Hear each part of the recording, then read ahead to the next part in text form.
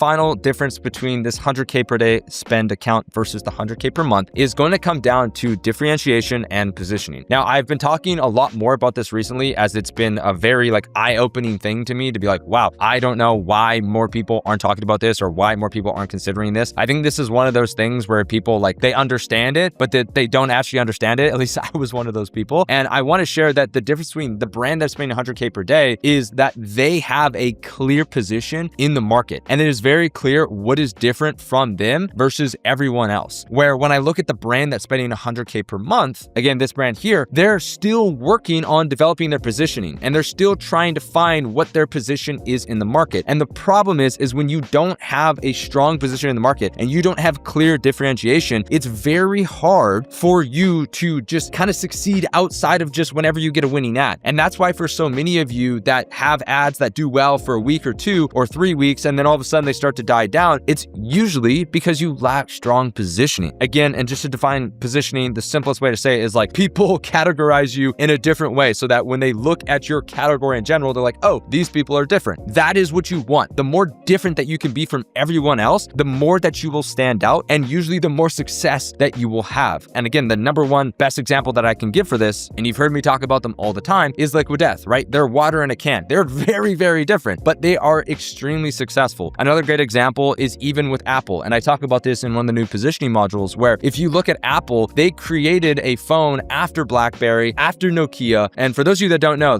before iPhone was a thing, Nokia had 50% of market share. And what Apple did is they came in and they didn't just create another phone, they created the world's first smartphone, which is genius marketing. And I'm pretty sure I've talked about this before, but I want you guys to understand that they came in and they created their own category. And they said, hey, we're not like these other guys. We're not just phones. We're not BlackBerry. We're not Nokia. We're not these phones. We're smartphones, right? We're this new category. We're this new level of phone. These guys can't compete with us. And sure enough, fast forward to 25 or 30 years later, however long it's been, now Apple is a multi-trillion-dollar company, which is just hard to fathom. But my point is that is differentiation, that is positioning, and that is how they did it. And so how can you be the first in your category, or how can you separate yourself from everybody else? Because when I look at the brand that is spending 100K per day, and again, for all my refreshers, there you go. Here's the ad account being refreshed in real time. I want you to understand that this brand has positioned themselves extremely well in the market, and people know them